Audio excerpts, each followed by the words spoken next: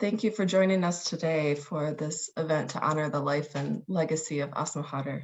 I'd like to go ahead to a video put together from interviews, conversations, and wisdom from Asma that she has shared with us over the years. A leader is a person who has a credibility in his own or in her own community, who are concerned of the real needs and real problems and challenges that are facing the community she is working with.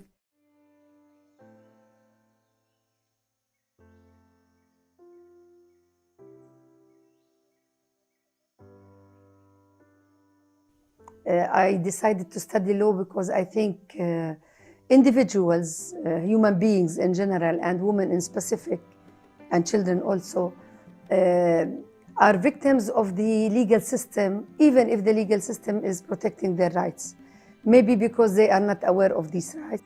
And I feel that I had to study law to be able to help in this, especially with these kind of people. And listening as a lawyer to thousands, women who are suffering from different types of violence. In fact, talking about violence against women, in my opinion, is the heart of women's rights.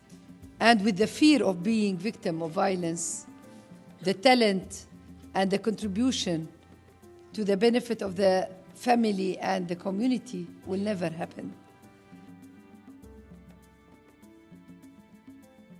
I do believe 100% that first, no democracy without women, and no women achievements and progress for the grassroots, on the grassroots level, without being presented and represent women in the parliament. To make a decision to be part of the governmental structure is not easy, but I'm happy that I made this decision, and I accept to be part of a government. As a minister. By the end of the day, you need to be in a position to try to implement some of the ideas and the approaches and the decisions that you were lobbying for, and to understand issues from a different angle.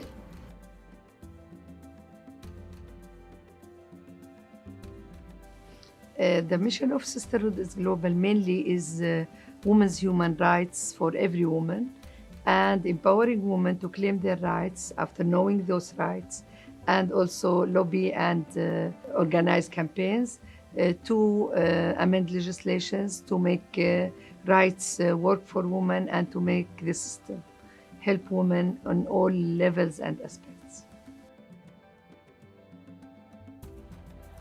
And the young people are so creative, and so their imagination is so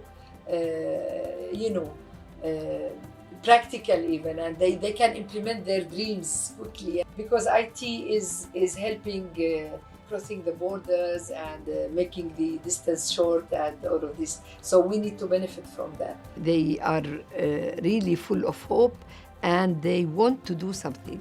And I do believe that our hope is this generation.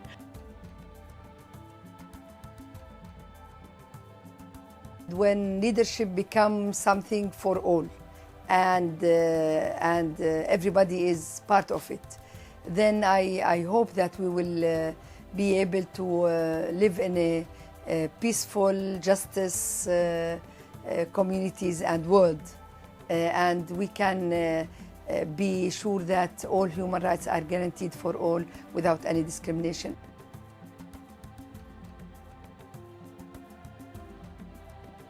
The achievements on personal level, I'm happy with my experience. I think I tried my best. I didn't implement all what I want to implement or to achieve, but I did my best. If I was again to make choices, I will choose the same things that I did until now. Of course, it's important to keep your dreams wherever and whatever you are doing. It's very important to continue having big dreams.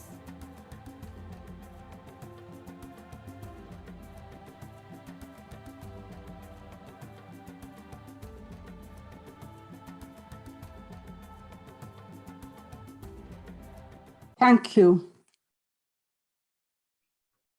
I greet you from every part of the world where you are calling in from, and welcome you to this occasion to celebrate the life and the legacy of someone that has touched many lives all over the world.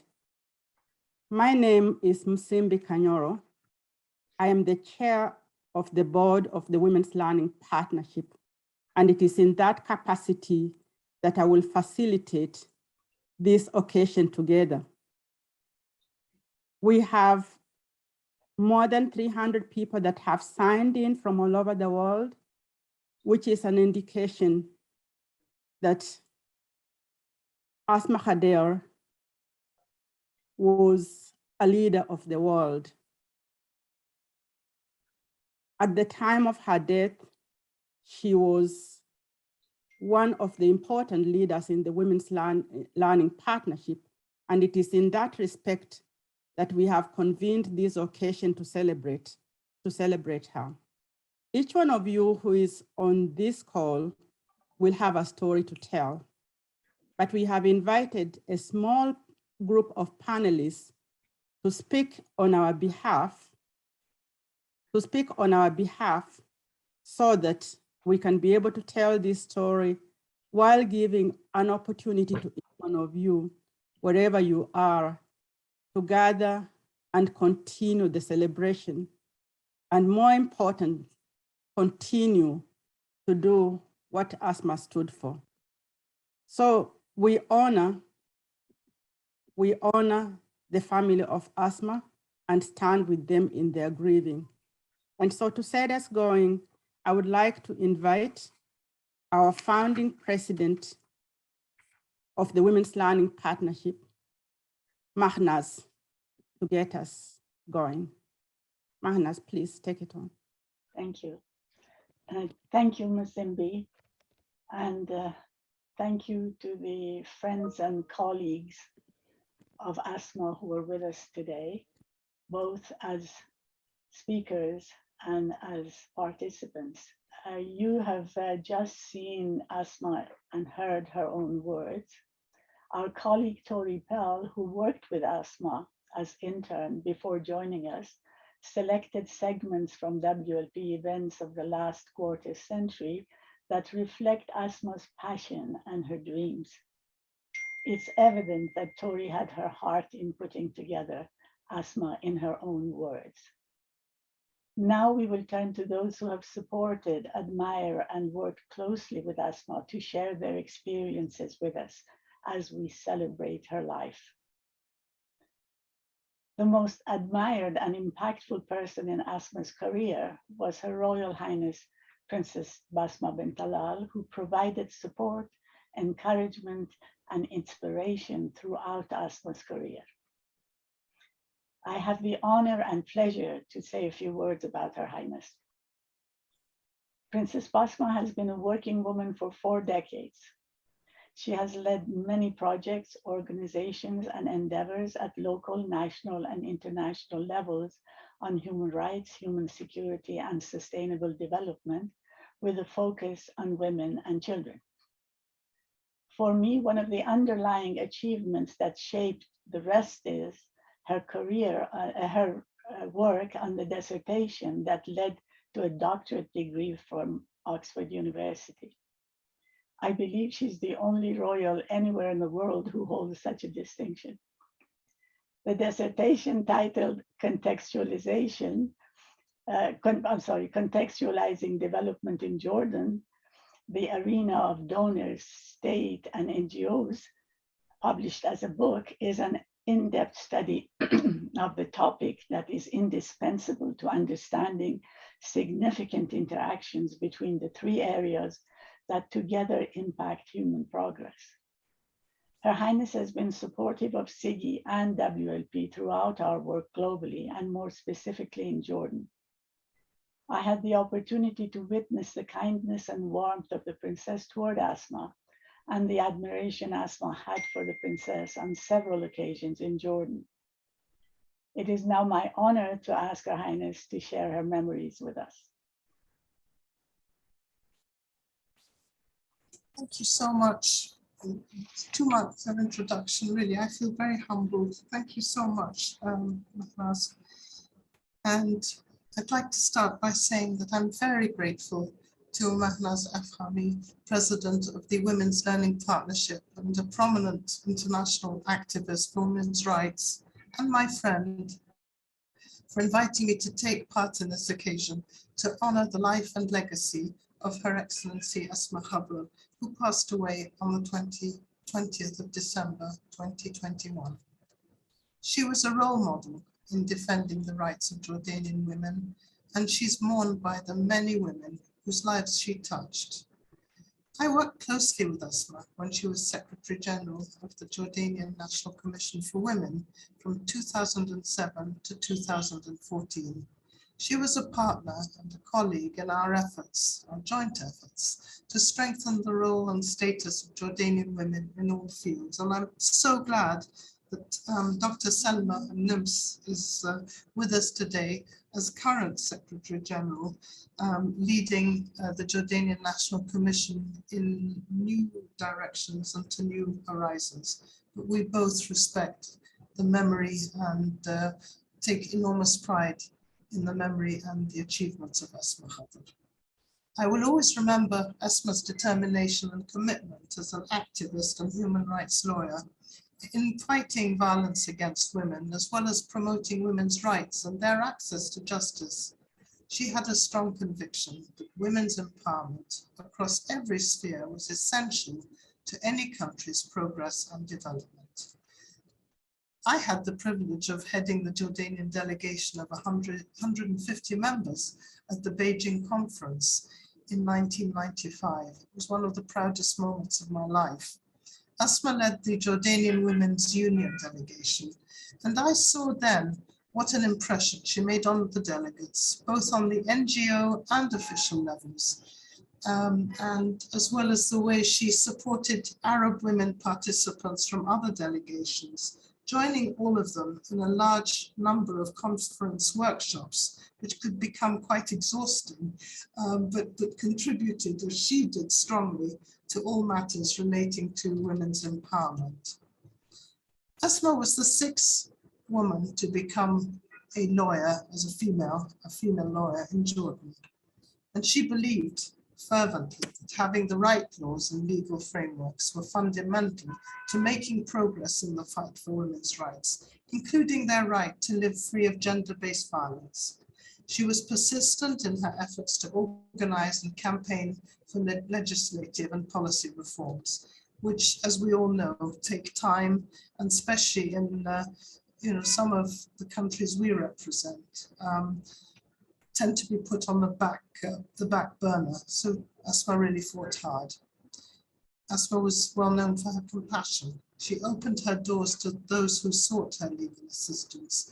And with the help of fellow legal experts, she would provide pro bono support to vulnerable people who couldn't afford to pay their legal fees, especially vulnerable women and victims of violence in all its forms.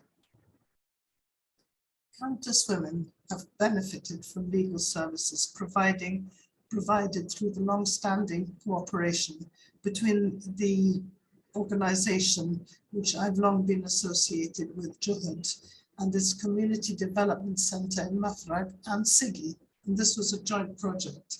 And according to the head of our center, Widad Schrader, Asma would always keep in close touch and find the time to intervene personally in the cases that needed personal intervention and if the need arose.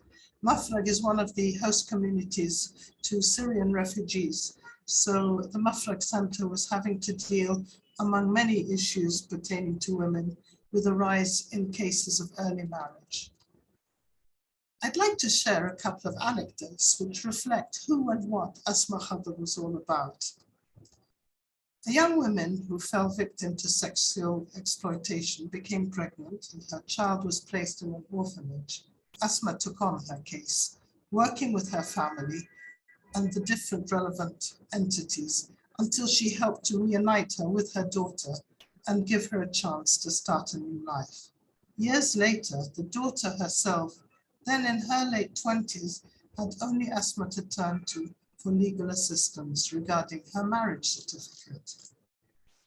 Asma was fearless. She had no problem with making a phone call to the perpetrators of domestic abuse, sexual exploitation, or harassment, and warning them of the consequences of their actions.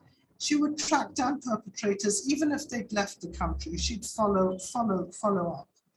And in one case, she prevented the immigration process attempts of a man by informing the authorities of the country he was trying to immigrate to of his violations against his wife, obliging him to return to Jordan and to uphold his responsibilities towards her.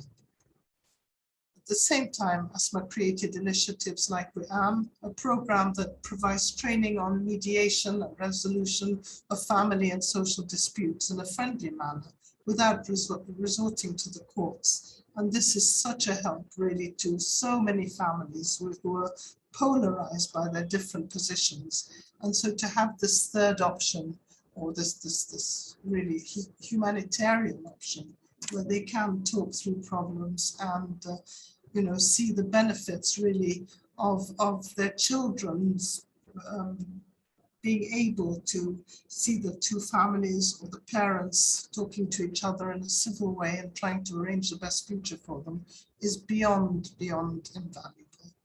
Another one is the Mushahada initiative at the Jordanian Women's Union, which provided a safe and comfortable space all along for children of divorcees to meet with their mothers or fathers.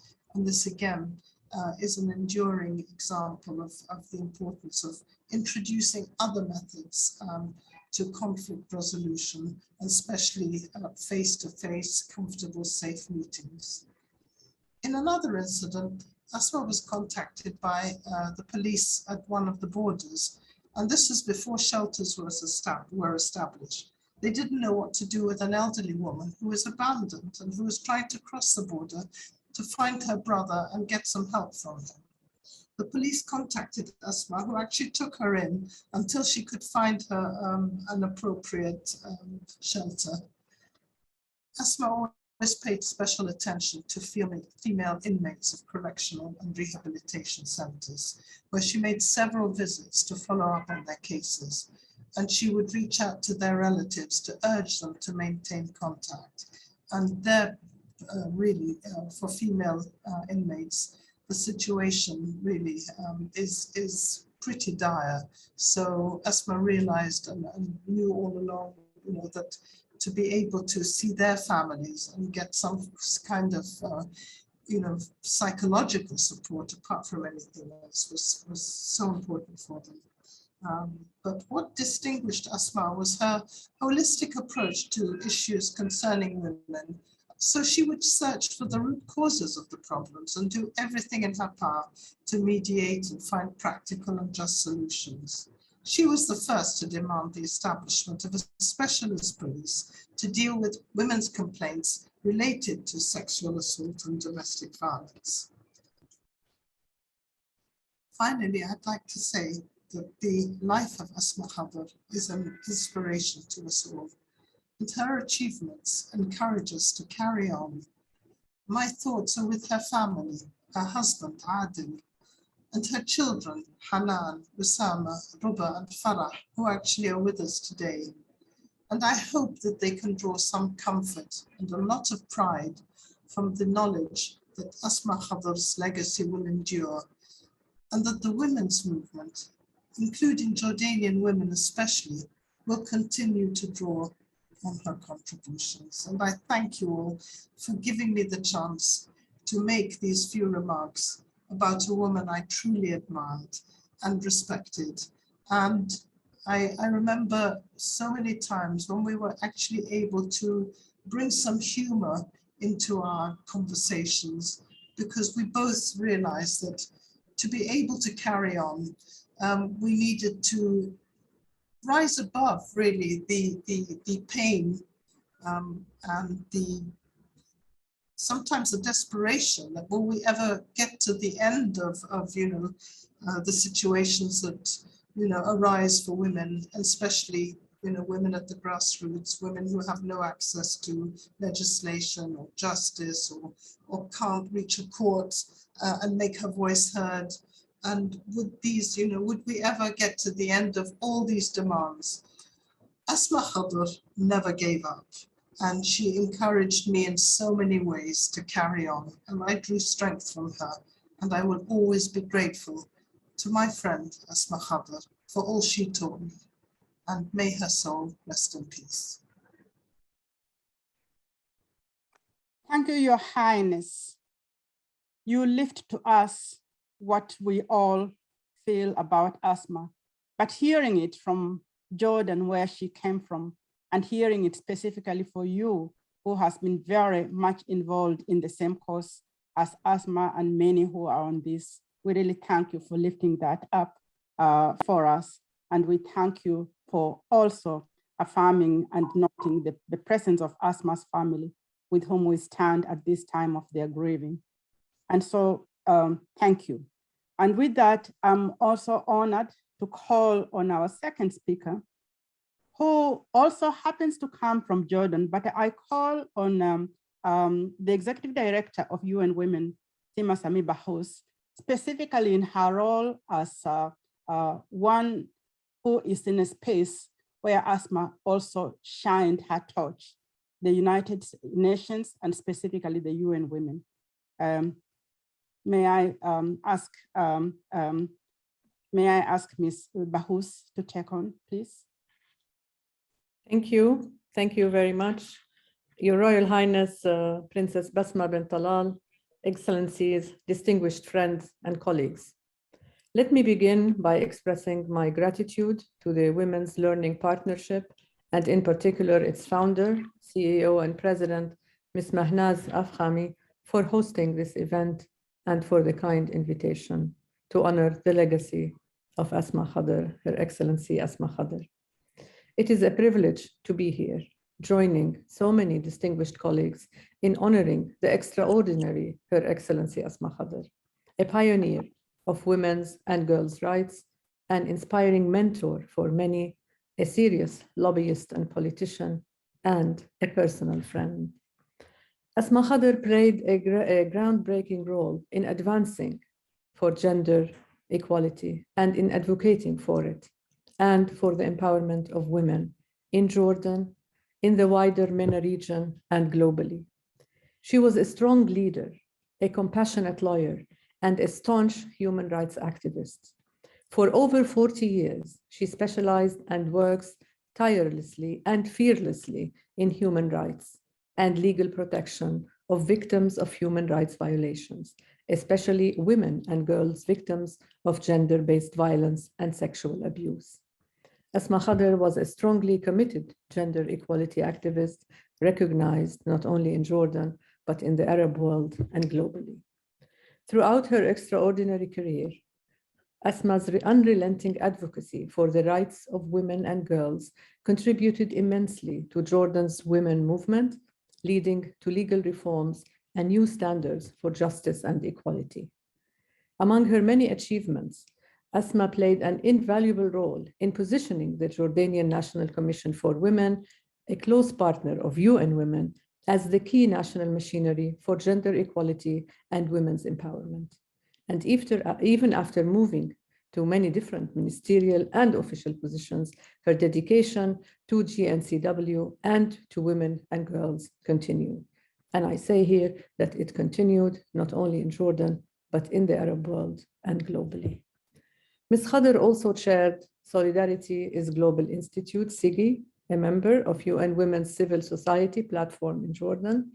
This has been instrumental in revising national legislative frameworks to protect human rights and provide women with legal services and educational programs. Beyond Jordan, Ms. Khader's trailblazing career advanced the rights of women and girls in the Arab world and around the world. With her last unfinished initiative, Amman Principles for National Women Machineries, she aimed to strengthen women's machineries around the world to better deliver their mandates of promoting and protecting women's rights. Beyond her fearlessness and ambition, Ms. Khader was distinguished by her integrity, her honesty, and this was projected in her work and leadership, leaving a lasting imprint on all those she encountered. She served as an inspiration and mentor for many Jordanians and many Arab women and girls. She was the first female government spokesperson in Jordan and ensured the public's right to know and to be informed by speaking to the public every day through different mass media channels. Her example of compassionate leadership served as a model and inspiration for all, for young women and girls in particular. This personal impact was seen in the public's reaction to her passing, with hundreds of Jordanians, Arab, and international people talking to social media to remember her, not only for her great achievements, but also for her warmth, for her generosity, and for humility. I have very fond and inspiring memories of years spent working side by side and collaborating with Ms. Khader in efforts to advance gender equality and justice at the grassroots, national, regional, and international levels. When Asma spoke, everyone carefully listened.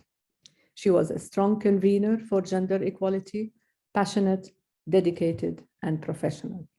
Her passing is a devastating loss for women's movements globally, and one that will be felt deeply by UN Women and by me personally. Despite challenges, despite pushbacks, Asma never stopped believing in the possibility of a better world for women and girls, and she never stopped pushing towards that. Let her legacy illuminate and inspire the path ahead as we continue to pursue the equitable and just world that she sought. Rest in eternal peace, my friend. Your legacy and inspiration live on. Thank you. Thank you so much, Ms. Bahous. Let her legacy live with each one of us. And now I have the honor of calling Ambassador Melan Vavi, the Executive Director of Georgetown Institute for Women, Peace and Security, whose life also has had lots of connections and impact with Asma. Ambassador Vavi, please. Thank you, Musimbe. It is a privilege indeed to come together with all of you to celebrate the life of Asma Khader, who did so much to improve the lives of women and girls in Jordan, in her region, and globally. She left a better world than the one she found. For almost 3 decades, I have been a frequent visitor to Jordan in various positions I held in government or in civil society. Positions all rooted in advancing women's rights, particularly as the United States at the time saw improving the status of women, not only as a moral imperative, but as an imperative to integrate women's rights into our own foreign policy.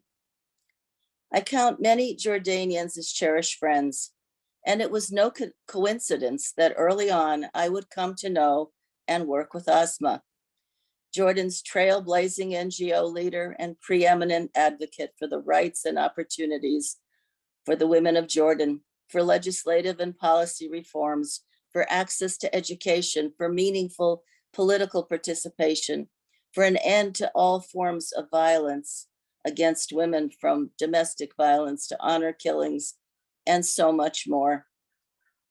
She was indefatigable. She was committed. She was a leader in the fullest sense of the word. Remarkably, she also served in government in several high-level positions. But no matter her position, she never stopped being a champion for women's rights. Moreover, her work wasn't confined to Jordan. She was a leader on the global stage as well. She told me that she had learned so much from the exchanges of experience from the global sisterhood, but we all learned so much more from her. She spent years struggling to end violence against women, particularly domestic violence. And as you heard in the video, she said it was at the heart of human rights.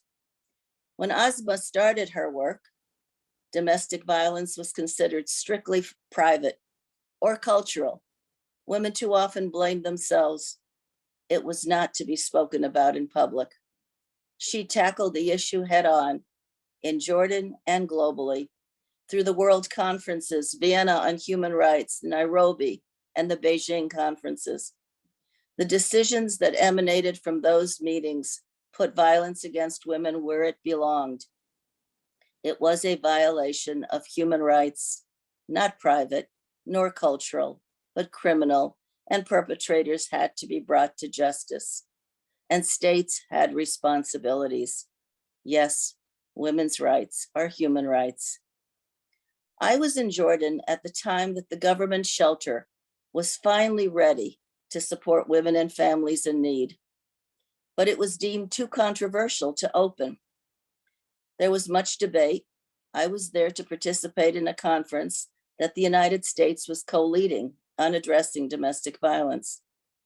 In time, it would lead to the creation of family protection centers. I met with the special police units and the victim services, with local NGOs, with lawyers networks and government leaders. But before I did anything, I met with Asma, who was an exceptionally wise counselor.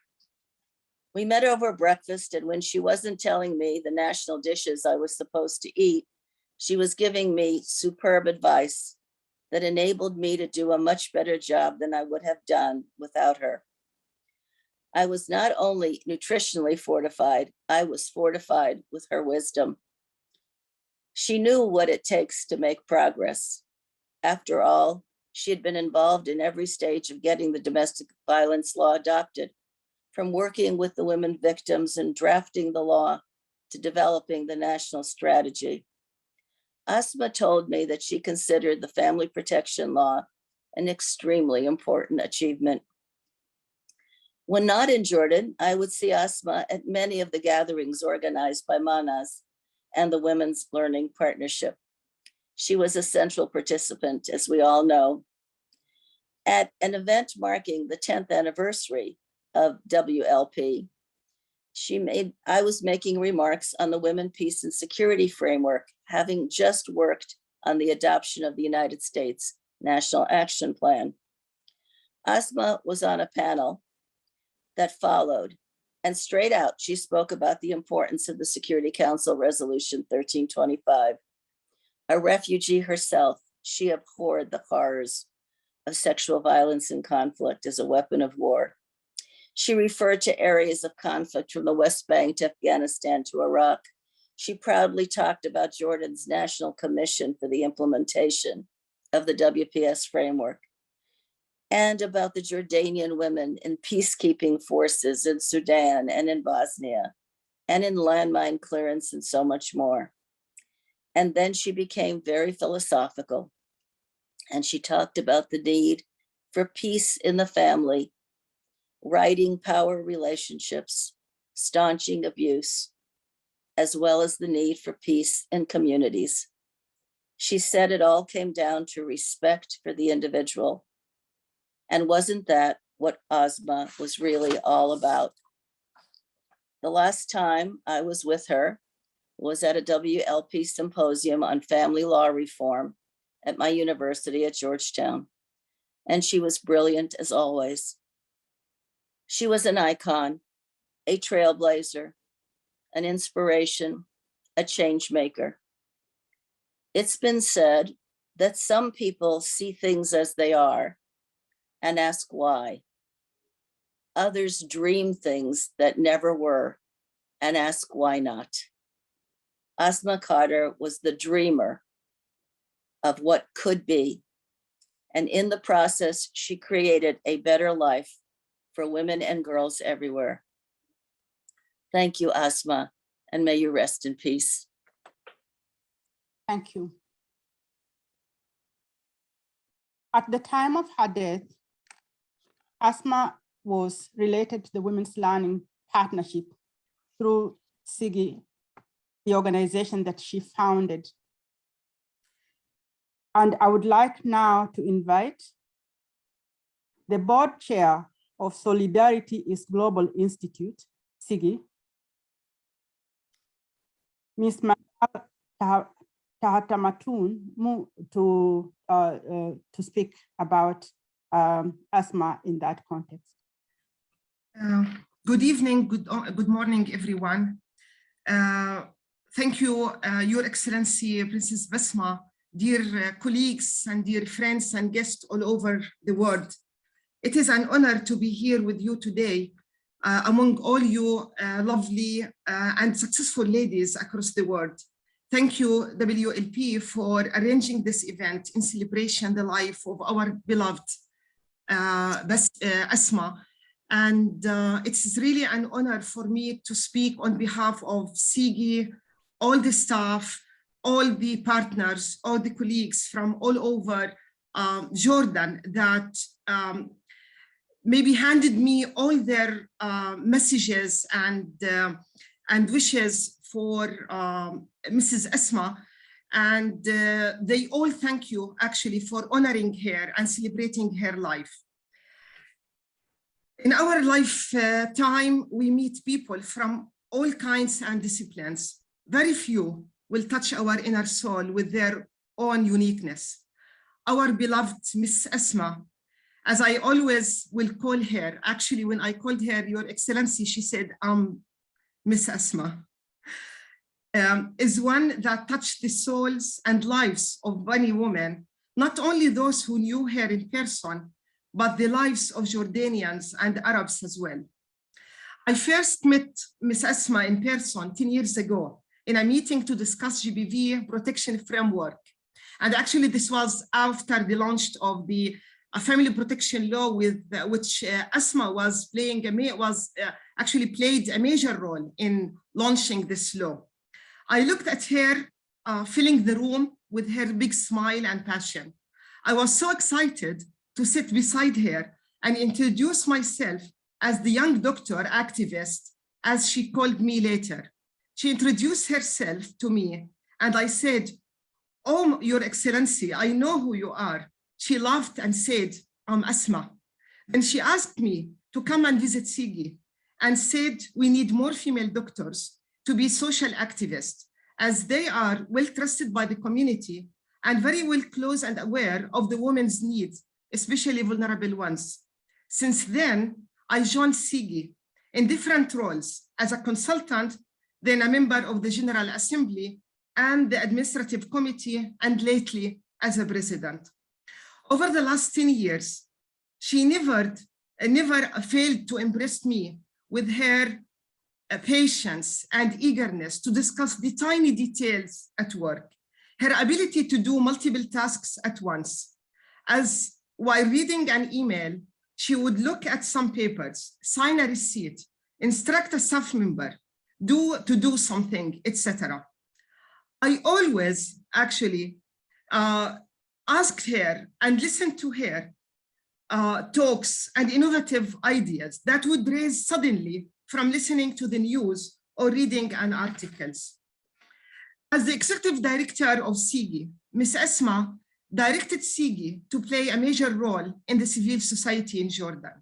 She supported the establishment of a strong institution that will continue to provide quality support to women survivors of GBV and to advocate to changing legislation and policies and social norms that will affect the lives of each and every woman in Jordan. In her position as well, she never forget the importance of women in local communities and their contribution to the movement toward a world with no violence. She was always there in the field, hand in hand with farmers, factory workers, and housewives, celebrating them and celebrating their lives as well through her work. Actually, when her death was announced, I was in Lebanon. A manager from a Lebanese organization announced her death, and I was so touched from the sadness and affection of the women in the meeting. They all approached me for condolence as a Jordanian woman without knowing my relation to her. I felt so proud that I know Miss Asma in person. I spent 3 days reading all the social media blogs and articles that were written by hundreds of women and men, not only in Jordan, but in the world. Reading all these stories on how she touched the life of women she met and support, how she encouraged them to excel in the life given to them, and that she was giving them a living self-made model. What surprised me are the blogs from young women who never met her, but recognized her importance and the importance of her work as an activist in changing not only policies and legislations, but social norms as well. The last time I saw her, she was in her office after being diagnosed with her disease. I approached her and didn't know what to say as a colleague and as a friend. She looked tired, but was busy doing many tasks as usual. In the same time, I said to her, and I looked to her and say, "You have to go home. This is doctor's order." She said, "I don't have the luxury to rest." I replied without thinking, "But we don't have the luxury of losing you." Today, we are celebrating the life of Miss Asma, and actually today is her birthday. Today, as Jordanian women, it is our chance to say thank you for the way you enlighten our lives, supporting us in chasing our dreams, setting a role model for the young generation for a better future. Your personality, achievements, and kindness will never be forgotten. We in SIGI will continue carrying on your messages and beliefs and dream of a safer and more rights-based life and access to justice. We have a dream to launch Asma's Institution of Women's Rights, which is an initiative to preserve her legacy and ensure quality of work to work achieving women's rights. Dear Asma, rest in peace, and thank you. Thank you so much, Dr. Tatman. And that really leads us very well to the Jordanian National Commission for Women, and we will hear from Salma Nimes. Please take it. Thank you. Your Royal Highness Princess Basma bin Talal, Your Excellencies, and everyone who's listening to us and watching us today, I would like to start by thanking Women Learning Partnership for this opportunity. I guess while I was listening to all the speeches so far, the same word that I started my speech with was used, which is inspirational. My mother is the age of Her Excellency Asma Khader. And I do not remember a time in my life that I did not know who was Asma Khader. Growing up as a child, my mother was a simple housewife who actually read Nawal Saadawi at the same time, would always talk about Asma Khader. And I grew up knowing who Asma Khader was. And of course, that as I grew up and as I was watching news and following her with my career changing from an architect to a development expert and who has always been a gender activist, it was whatever she said was an inspiration. Her voice was an inspiration, her messages were an inspiration, and she could mesmerize a room of hundreds of people by whatever she presented. When I was honored by being offered of the position of the Secretary General of the Jordanian National Commission for Women by Her Royal Highness Princess Basma, when Ustaza Asma, and I want to say the word Ustaza, which is our teacher for me, and it's used also for lawyers in Jordan. She had to leave the position because she was selected to become a commissioner in the Elections Commission, and which is an independent commission. And I was so scared to be asked to fill such huge place. And that was really like one of the things that made me very reluctant to step into that place. And of course, I started that position and trying to think, how could I build on whatever she has left? What she did, her voice, her presence. It's very difficult to actually ever be able to fill the shoes of Her Excellency, Ustaza Asma. Few months later, I get the chance to travel with her to and during that trip, and I'm a talker. I never stop talking, everybody knows that. Hours over the flight, in the train, having lunches, dinners, attending sessions. I don't remember saying anything. All I remember was sitting there trying to absorb every story she told me. And you're never bored because there's always a lesson there. There's always a message there to actually learn more about her as a mother and a sister and her life and what she, and it wasn't because she's talking about herself. It's because she could not talk about her family and her commitment to them. And you could learn so much about the bond she managed to build and have, despite everything else that she was doing as an activist and a lawyer. And also, I learned more about her. I learned about her role that she played in the Palestinian resistance at some point. And I was amazed. You know, I come also, my father is a Palestinian refugee. My mother is Jordanian. And to actually realize that this woman broke every taboo, broke what's supposed to be an image of the woman in the 60s and the 70s in Jordan. And you know, Ustazah Asma, her amazing ability, and because everyone talked so far about many things that she's contributed to, but it's really about her leaving an impact wherever she was.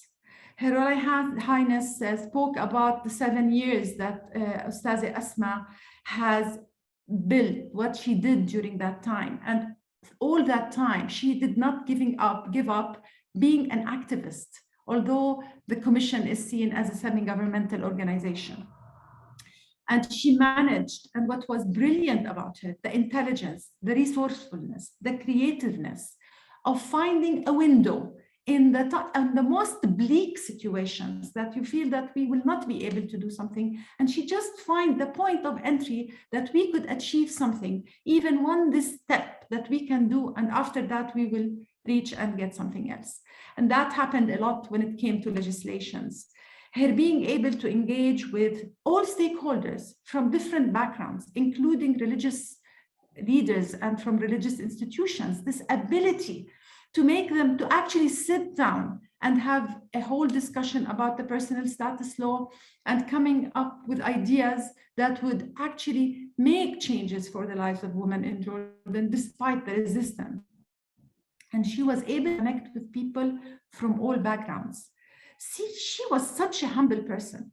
I don't think I have ever met someone who, besides Her Royal Highness Princess Basma, and I have to say that because she's also very humble, this being not being so any full of yourself. You never see anything as yours. Everything is seen as everyone's.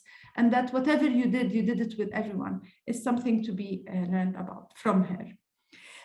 She was one of the pioneer women who worked on concepts of partnerships, coalitions, and Her Excellency talked about the coalition on 1325, which we picked on after Her Excellency moved on in her other positions to actually end up with an action plan for women, peace, and security in 2018. That was built on something that she started early on in 2012. And then she also managed to bring these concepts of gender mainstreaming to organizations that never thought about it. The Independent Election Commission, when she was there, she managed to adopt a strategy for gender mainstreaming within the commission. And she brought together all the civil society, the political parties, and created an energy in the commission that was never felt before, not felt anymore, sadly. Although something very important that she tried to do, which is always to adopt an institutional framework, to be able to know that this will sustain and it will continue even after she leaves. And in the Senate, I love the story that she told me about the Senate. I know that she's a legislator. We expect that she will be working on legislations for gender equality. But what was interesting is that when she went to the Senate, and the number of female senators is so minimum in comparison to males. And she found out, and I know it's doesn't sound that important, but actually it sends a message. She realized that every male senator had an office for himself, while the female senators have to all sit in one room. And she actually complained about that. And this was not about having an office of your own. It was about the culture. How do you change the organizational culture to believe that women are equal and they are there because they are able and they deserve it and they should be respected in the same way and given the same weight as men. And maybe the most two important things that also are very linked to her legacy, and I hope to see it coming through. What she did with the youth, 20 years of the conference she does for youth and technology.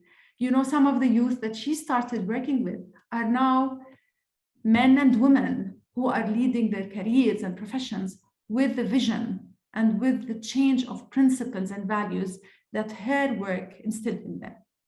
And in the last year of her life, she did something to me was a dream for the person who is now heading the national machinery, which is initiating the concept of Amman principles. And that she is always creative and coming up with ideas because she saw that such as much as human rights centers have to be independent, have to have principles in order to ensure their power, their ability to have an impact, to have a mandate, to have recognition. She came up with this idea and she called it Amman principle. And always, Ustazi Asma chooses the names of her initiatives to remind us of issues, to link with her culture, to link with stories of women that she wants to raise and to the world to remember. Now the Amman principle has started. I hope that at the regional and the global level, we support this and achieve it because I will, if this happens, I want it to be called Asma's principles. Thank you, Ustaz Asma, for everything you did. May you forever rest in peace. Thank you very much. Thank you very much. It's difficult to speak about such big achievements in a short time. We have two speakers who will ask us to briefly say their piece, and I'll call upon Ms. Soon and thereafter Ms. Azam. So let's just go that way. Go ahead, please. Thank you so much, Your Royal Highness, Excellencies, and friends. It really is my honor to share a memory about Asma Khader. What I admired most about her was the feeling that she lived with an inner peace, even though she lived with conflict most of her life. And as if protected by an invisible cloak, she could also emerge very intact from a desert storm, never complaining about the hardships that she might have endured. So many of us who are working with NGOs here in New York and at the UN saw her as the ideal role model for the next generation. During Beijing +20, the NGO Committee on the Status of Women New York launched its advocacy training at the Commission on the Status of Women meeting, covering the Beijing Platform for Action, CEDAW, Sustainable Development Goals. That is a huge teaching package for anyone. But with Lena Abu Habib's recommendation, Asma agreed to lead the regional training for the Arab MENA caucus. Asma, the educator, embraced her role wholeheartedly. And as you all know, her expertise on CEDAW and the UN was really very, very deep and unmatched. But I was amazed at how skillfully she managed to communicate very complex issues to youth participants. And if sharp political differences surfaced in the group, which often they did, she always stepped in and argued for very, very thoughtful, peaceful dialogue. And she used that very secret weapon of hers, you all know it very well, that gleaming smile. We'll always remember her as an incomparable teacher of human rights, and whose most valuable lessons, as many of the speakers have said, were driven home by how courageously she defended her own principles. May she rest in peace with her ancestors and her spirit thrive in the next generation that she nurtured so well. Thank you, Asma. Thank you so much. And now we know that Asma was also very well lodged in a faith perspective and a cultural perspective. And Dr. Karam, Professor Karam, could you take it on and give us that aspect? Certainly, it's a tremendous privilege to be able to be here with you today. And I want to thank Mahnaz Afkami and the Women's Learning Partnership, and you, obviously, Musimbi, for the leadership you're showing and for honoring a very honorable woman. It is when we honor those we love and those we have learned a lot from that we find ourselves in a good space to serve others. And I just want to say thank you to those of you who have put this together. I think you've all, the various distinguished speakers have mentioned so much about Asma, and yet it is only a drop in the ocean of who Asma Khader was, how she was, and what she did. We are all obliged to her for her sense of being and for her manner of existence. I just want to say that I got to know her in the depths of being somebody who struggles to bring together the different faith traditions, religions as part of culture, always the underside and the underbelly of the more important domains of life, and yet one of the most critical thereof.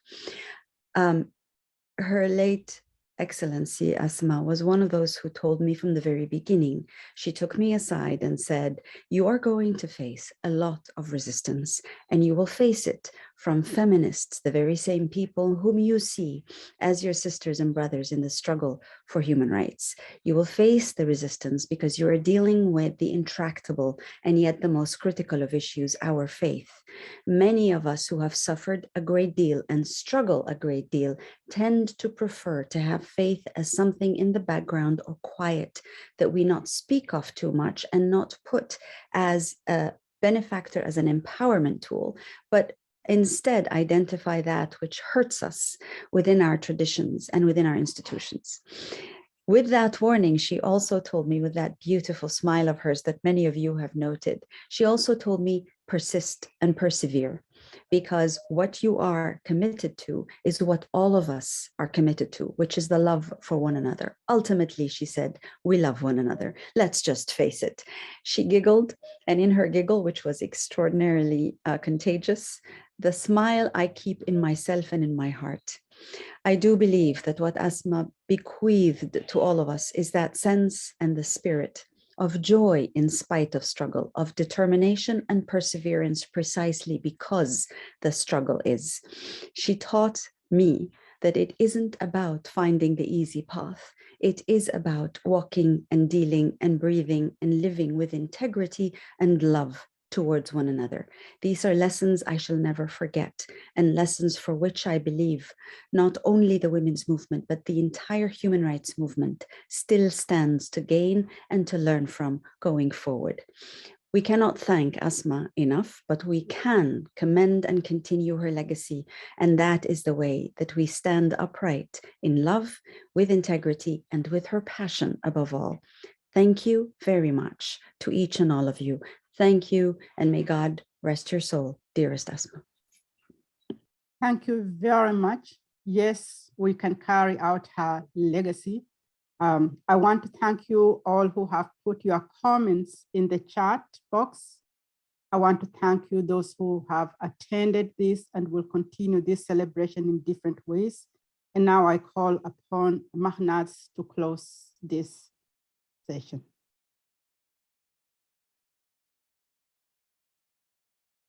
Mahnaz.